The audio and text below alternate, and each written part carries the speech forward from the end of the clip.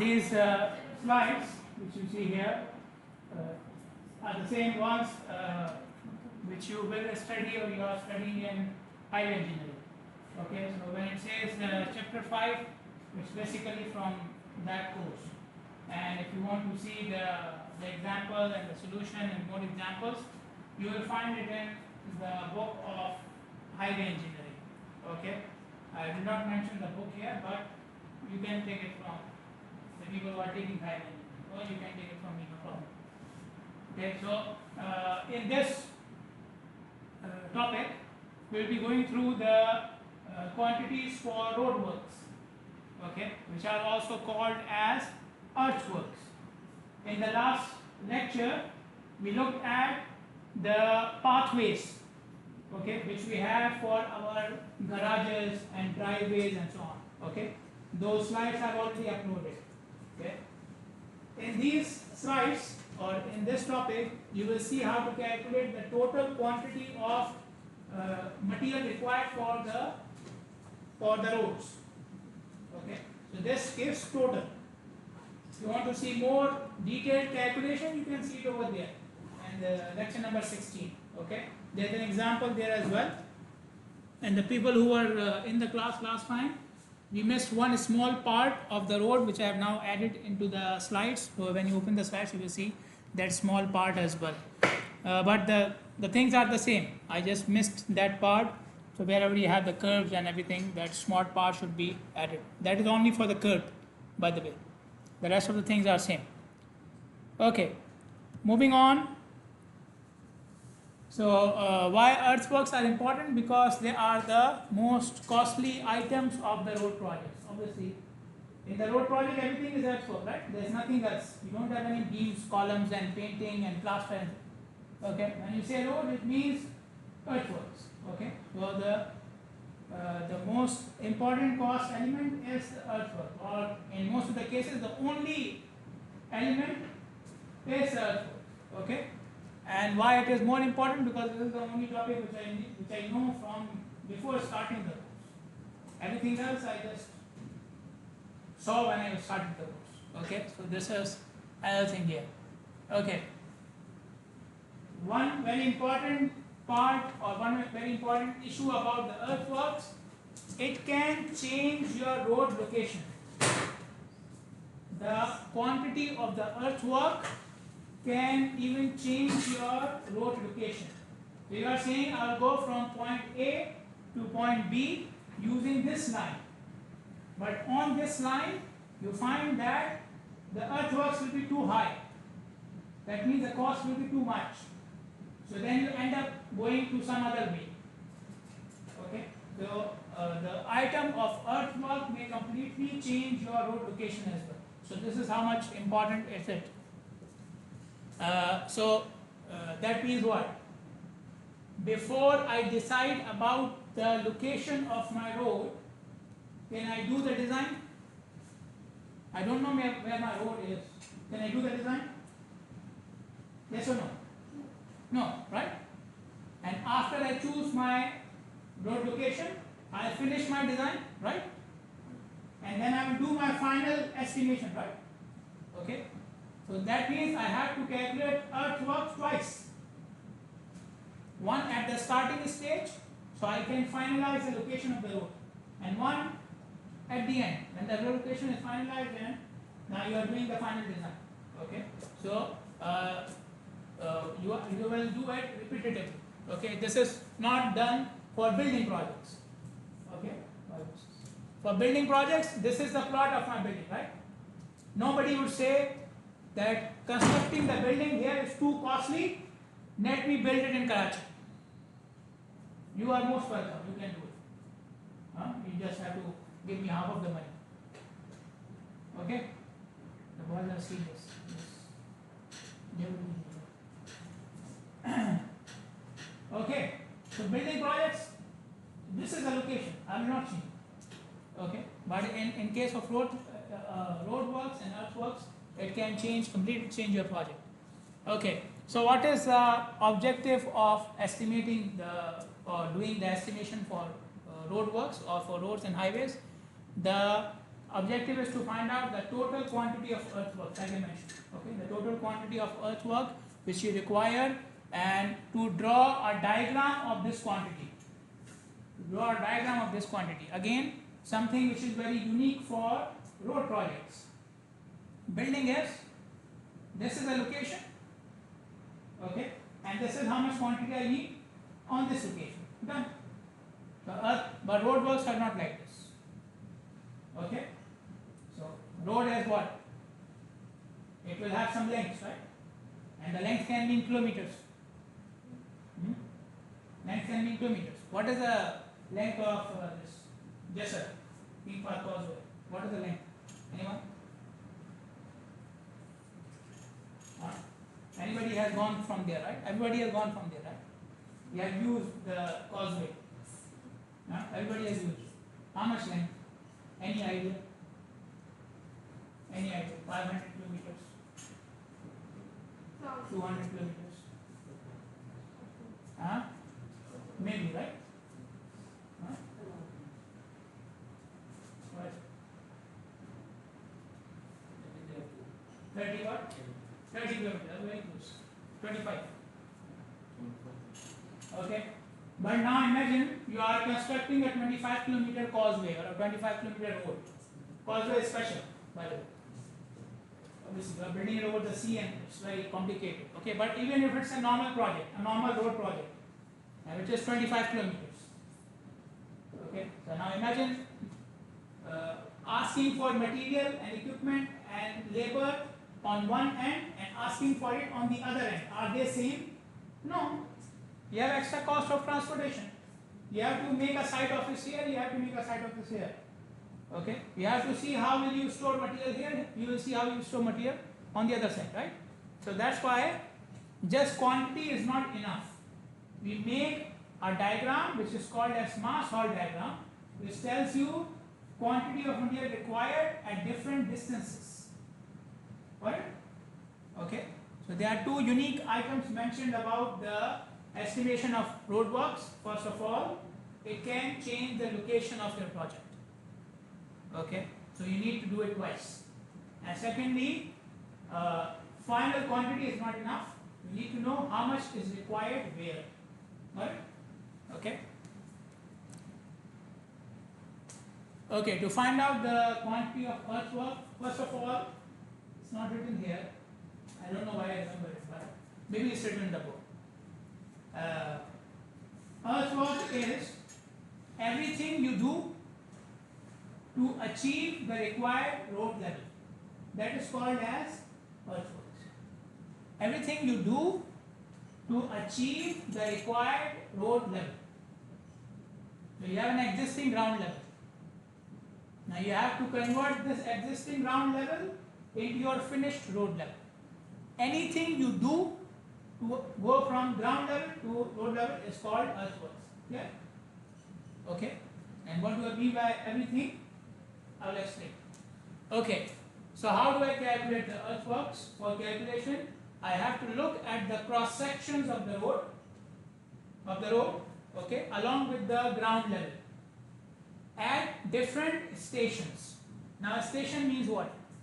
You guys have taken settling, some of you have taken highway as well, right? You are taking highway, right?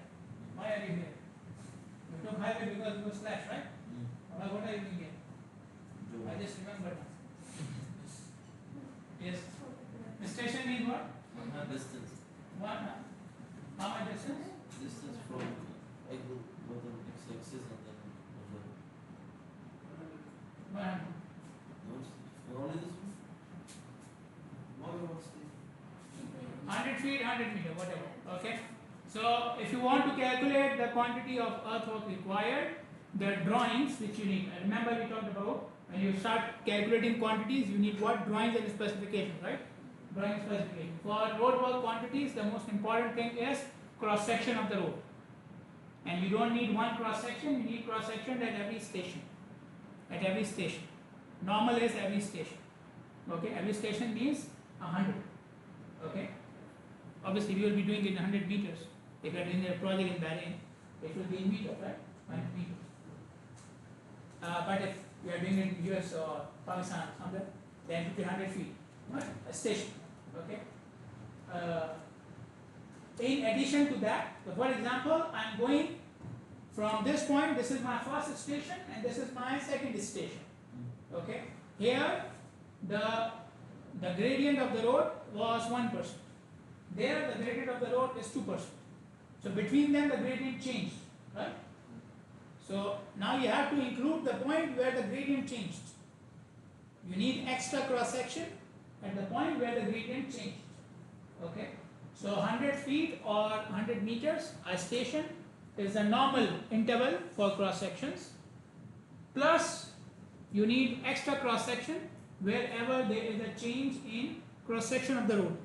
And this change can be change in gradient, change in lanes, change in width, adding a shoulder, removing the shoulder, adding a median, removing the median, and so on. Okay, any change. So if I'm looking at the cross section of one station and then I move to the other station, and there is a change in the design of the cross section, I have to make a cross section where the change happened. Okay, I have to make the change, cross section where the change happened. Now keep in mind, this does not include the elevation changes, because this is normal. Okay, the ground elevation is supposed to change, right? And what about the road elevation? What about the road elevation? Is it supposed to change? Normally. I'm not talking about where you are changing the design. I don't want to change anything in my design. From this station to the next station, let's say the design is same. Should the road elevation be same or different? Depends on the ground level. Depends upon the ground level. You were saying something? Same? Yes. What? Don't know. Why? Yes. Huh? Same? Elevation is same? Huh? Come on. If you can give me 100 BT, 50%. It's not same. It's not same. Okay. Gradient can be same, elevation not same. Okay. Gradient can be same. 1%, 1%. But there is a gradient, that means what? The elevation will not be same, right? The only way the only way the elevation can be same is without gradient. Okay. Can we have a road without gradient? No. Okay. It will have problems with drainage. Okay. So yes, the road elevations are supposed to change. The ground elevation can change, and this is considered normal. This is considered normal. So if this is the only thing happening between the stations, you will make normal cross sections at every station. Okay.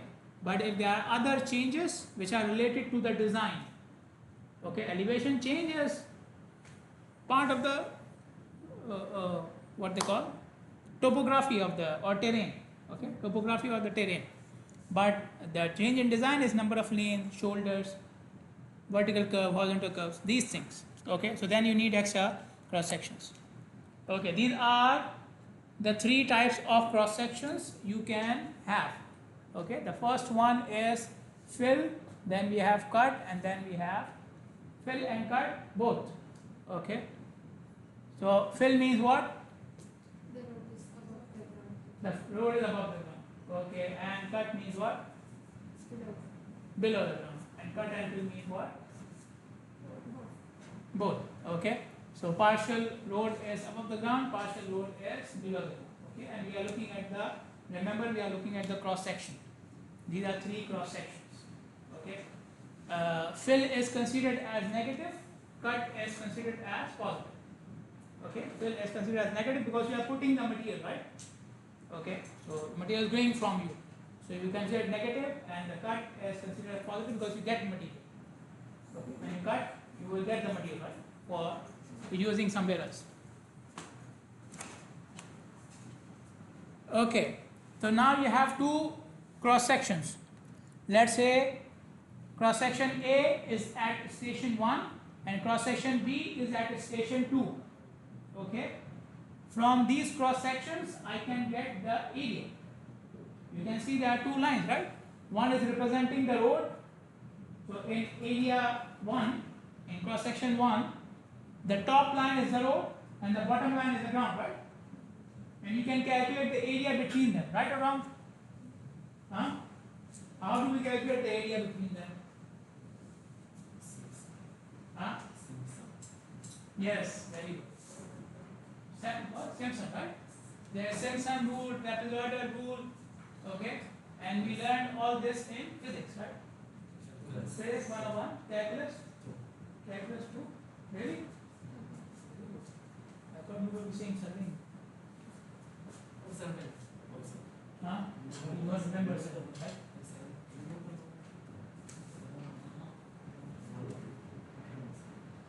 What?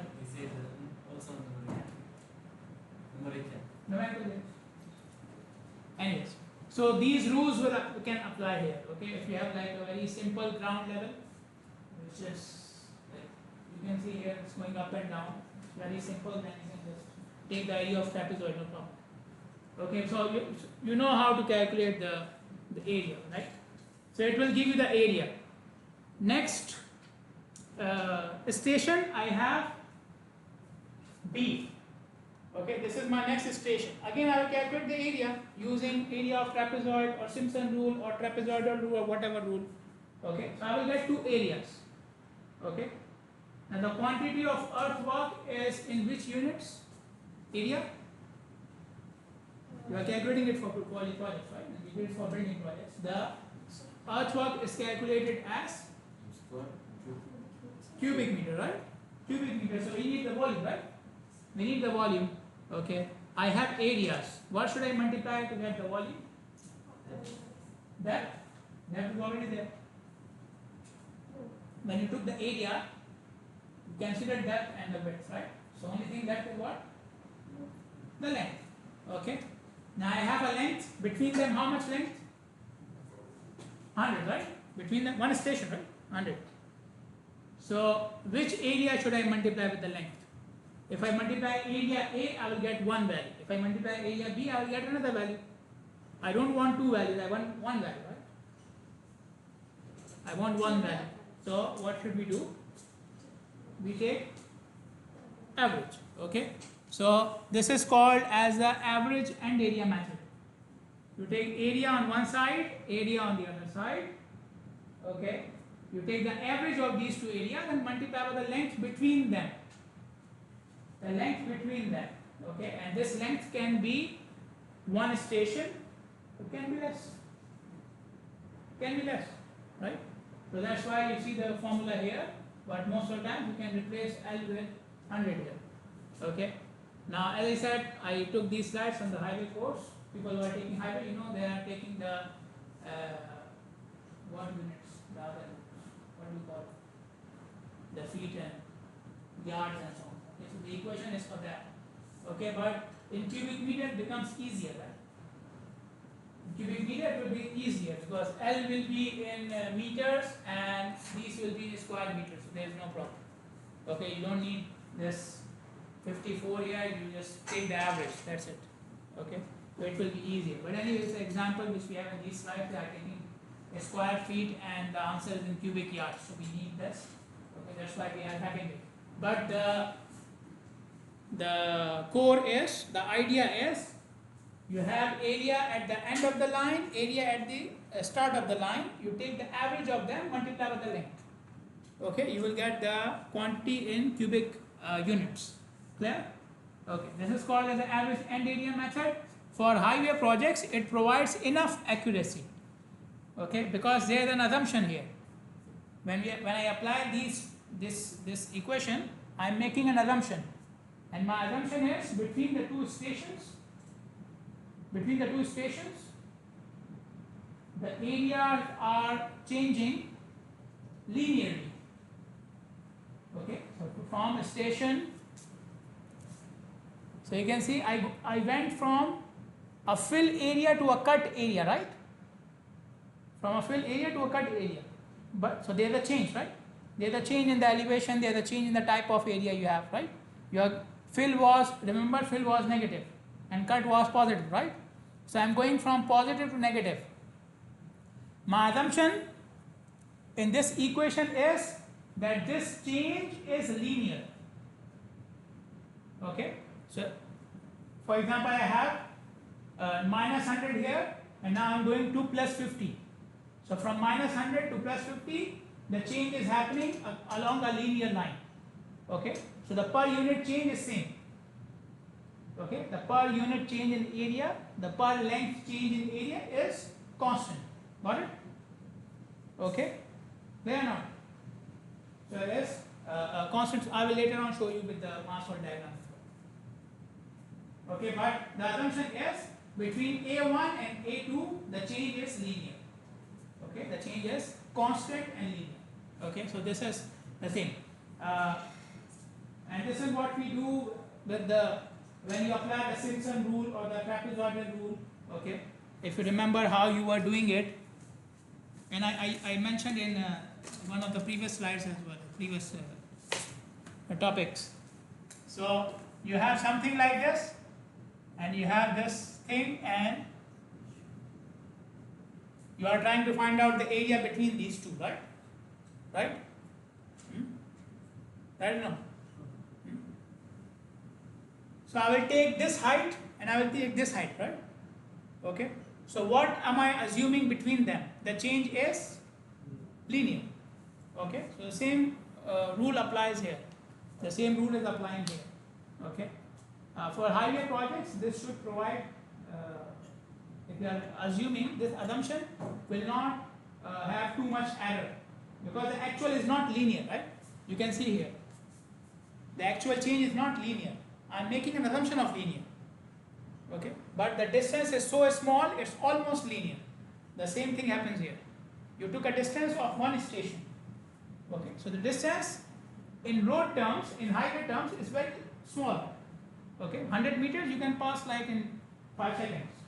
Okay, so for in highway terms and road terms, 100 meter or 100 feet distance is very small. Okay, so when you assume the change is linear, it's almost linear. Almost linear. Okay, so the difference between the actual and your assumption is not too much. Okay, but you cannot assume the same for when the areas are 1 kilometer from each other. This is too long, right? The actual will not be almost equal to the assumption. Got it? Okay. Now let's say my highway project is very sensitive. I am using some special type of material which is very costly. Okay. So I want to be more accurate with my estimation, with my quantities. Okay. So let's say when I do this, my error is 1%. 1% of the total cost is not too much with normal materials. But now I'm using some special material. Okay. Because I'm building like a road for the height or for the airport or something. Okay. So I will use some special material. My material is expensive. So even 1% is too much. The 1% can be in thousands of BDs. So I want to make it more accurate. Okay, you want to make it more accurate, you will reduce the length. Okay, so now the length is 100. Okay, if you take the between A1 and A2, if you take less length, your estimation will be more accurate. Got it? Okay, or in the books, in the highway books, you will also see they are doing the same thing, by the way. But they are saying, okay, you take one more area in the middle. So instead of taking the average of 2, you will take the average of 3. Okay, clear? Okay, so this is the normal method, and if you want to make it more accurate, then you can do it by increasing the number of areas or reducing the length between them. Okay, this is what I said.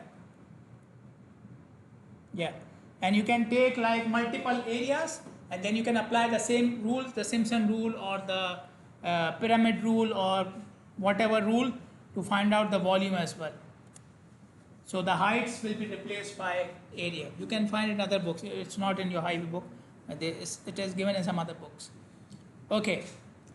When you, and we have seen it in the building projects as well, if you excavated the material, okay, you excavated the material for footing. Okay, so you will pour the footing now. You will make your footing. Over the footing, you will have a column or wall, something, right? After you finish your construction, there will be open space. Okay, this open space you will fill. Fill with which material? Yeah, the material which you took off, you will fill it. Okay, it will have less cost and it will have less problem for the environment as well, because you will not bring anything new. It's the same material which was already in that same area. So this is what we want to do in the case of road projects as well. We cut at some sections, another section needs some filling. I want to use the same material for filling there. Okay, but in road projects, the very important aspect for filling material, again, it's not for building projects. Building projects, okay, I already have my footing. When I put the footing, concrete, I compacted it. The concrete must be compacted, it's fine. After that, when I fill the material, even if I don't compact, no problem. It will not have any effect on my structure. It's just loose material. Okay. If I have to put another thing on top of it, I will make it a slab and so on. Okay. Remember the hard core. Then we do the hard core and we will compact the hard core. So I don't have any problems with the filling material for buildings. But for road projects, no. Because you will fill, and on that fill will be your road surface. Okay. So the compaction is very important. Okay. Now when you compact, what happens with the volume? Huh? Yeah, meaning the volume will reduce, right? Okay. But the material which you will take during cutting, is it compacted? No, it's not compacted, right? So when I cut the material, excavate the material, I'll put it on the site.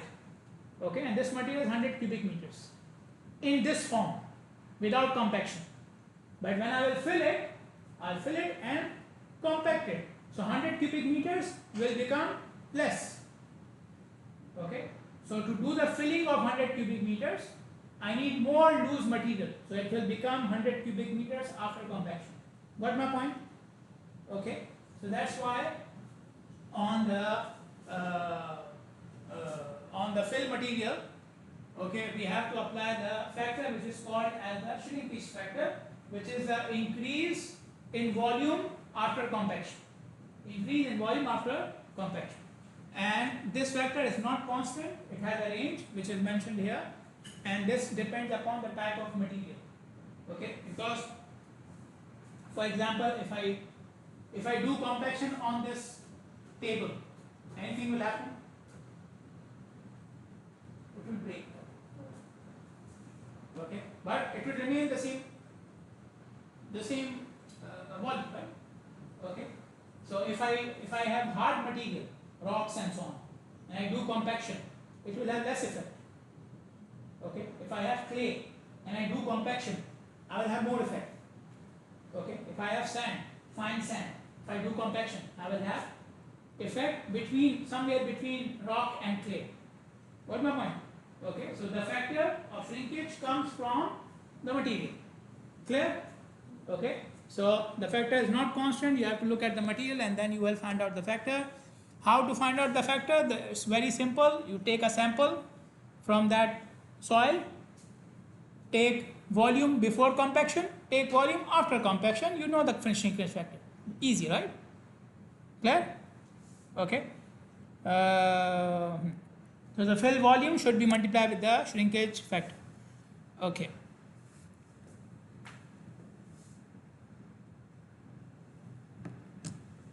Okay, I'll show you an example here. So we have a road which is 2000 feet long. Okay, now 2000 feet means how many stations? 20, not 10? Sure. 20? Everybody agrees? 20? Don't disturb him. Yes, 20? 20? It's written. I don't believe them. 2000 divided by 100. Very good.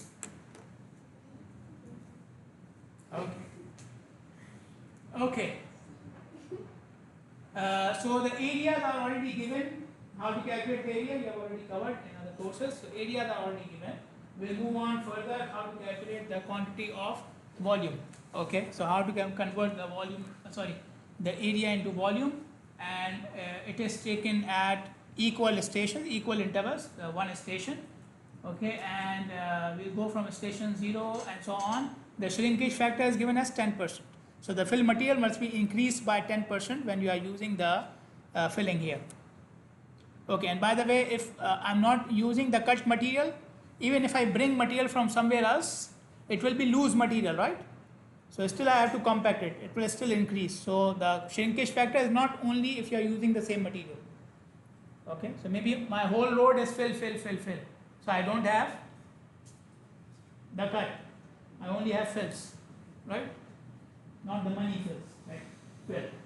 Okay, so I have to bring material from somewhere else. But again, that material will come in truck, so it will not be compacted, it will be loose material. So still the shrinkage factor will apply. Okay, this is the table you have. Okay, is this 20 stations? 21? 21? Or still 20?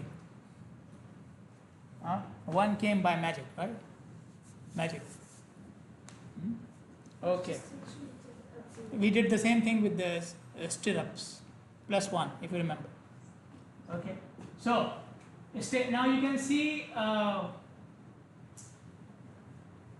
at each station I have a quantity of cut and fill, right? I have a quantity of cut and fill both. Station 0. Okay. What type of section is it? I showed you 3 types of cross sections, right? So what type is station 0? Both cut and fill, right? Okay, and what were the other types? Only cut and only fill. Okay, now tell me which station is cut here and which station is fill.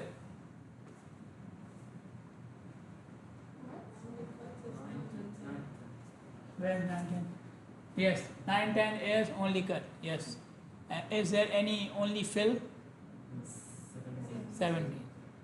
Okay, this is the normal case with because the ground level is uneven. The ground level is uneven, so this happens. So, for example, if I have to calculate the volume, okay, so you will see it in the slides as well. But I'll show you the procedure. The table is given, the full table is given on the slide, so just concentrate here. I'll show you a couple of values. Okay. Okay, these 3 columns I already have. Okay, the next thing I will calculate volume. Okay, volume for cut, volume for fill. This should be in, according to this example, cubic yards. If you are doing it for a project in bearing, it will be cubic meters. The equation will be much simpler. Then I have fill plus shrinkage. Okay, fill plus shrinkage. So, for example, if I am station 0, okay, it's the same table, okay, it's continuation. Station 0, okay, and station 1. Now, if you look at the cut, so we are using the average end area method. Okay, this is the equation for average end area method. So I will take one area, the other area, multiply by the length, divide by 54. 54 has the average and the conversion factor both. Conversion factor is 27 and there is the average 2 as well. Okay, so 54 is actually 27 multiplied by 2. Okay, now you cannot, very common mistake, you take all the areas and try to do the average. This is wrong. You have to take the average of cut separately and fill separately. Okay, so I will take for cut, that's why I have separate columns here.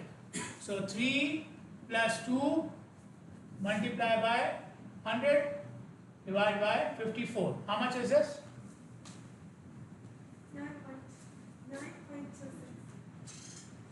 9.3, right? 26? Yes. Okay.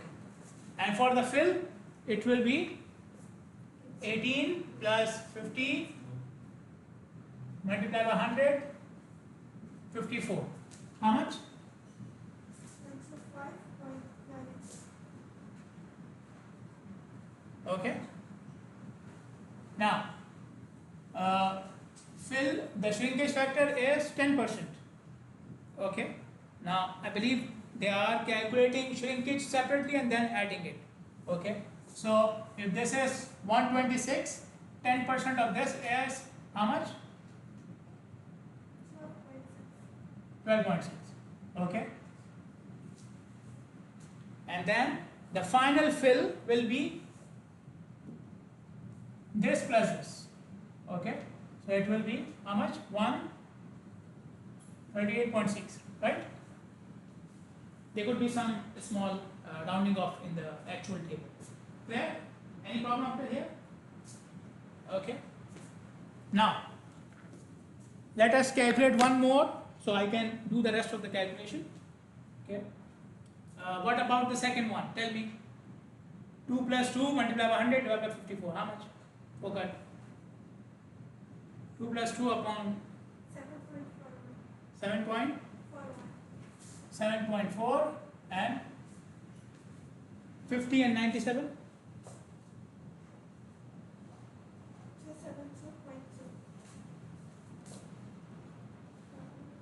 272. Okay. And the shrinkage is 27.2 and the final will be 300. As I said, there is some rounding off there in the book, so no problem. Clear? Any problem till here? Okay. Now,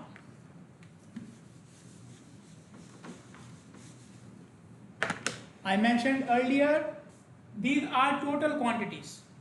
How much cut is required, how much fill is required. Okay, how much cut is required, how much fill is required. The total quantity, but total quantity is not enough. Okay, I have to know how much material required after each station at every distance. Okay, because this is how the construction will happen. Okay, so I'll make another set of columns which is for the mass hall diagram.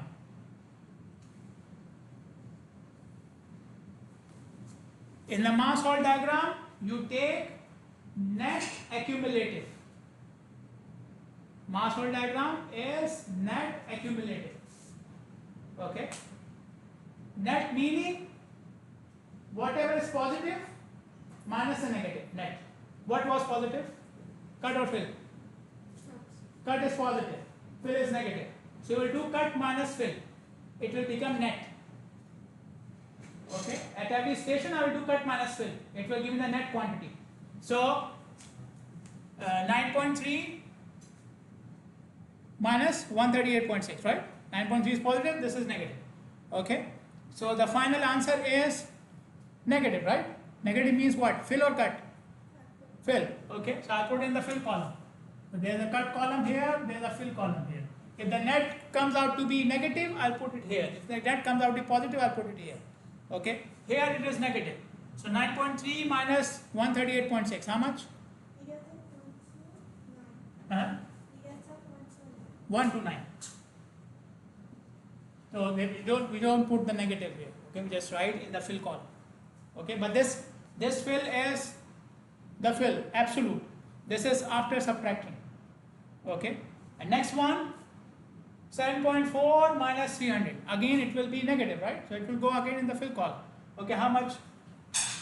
290. 292. Okay. These are net quantities. Either they will be here or they will be there. Clear? Okay. I said mass hall diagram is net accumulative. This is net. This is net. Accumulative. How do I make it accumulative?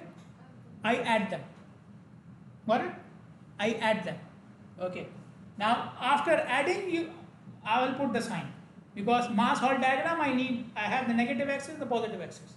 Okay. So the last one is mass hall ordinate, that value which will go in the mass hall diagram. Okay. The value which will go in the mass hall diagram. The first value, nothing to add here, right? So 129. What should I put? Plus or minus? Plus 0. Why plus? Is filled, right? So it will be minus. Got it? If there was something here, now come to the next one, which is 292. Okay? This 292 is also minus, right? So minus 129 minus 292. Okay, how much? We get to 4 to 1. 4 to 1. Clear? Let's assume, I don't know the next quantity. Let's assume. Next quantity is here. Next quantity is here. Okay, so it will be what? Minus 4 to 1 plus 100. Got it? Plus 100. The final answer is still minus, right? The accumulative is still minus because negative is more, positive is less. Okay, so minus 4 to 1 plus 100 will mean minus 3 to 1. The next quantity is, let's say, 400 plus. So minus 3 to 1 plus 400. Clear? Okay. This is the complete table. Still at 0. Sorry? 0 at the beginning. The 0 at the beginning. Very good. Because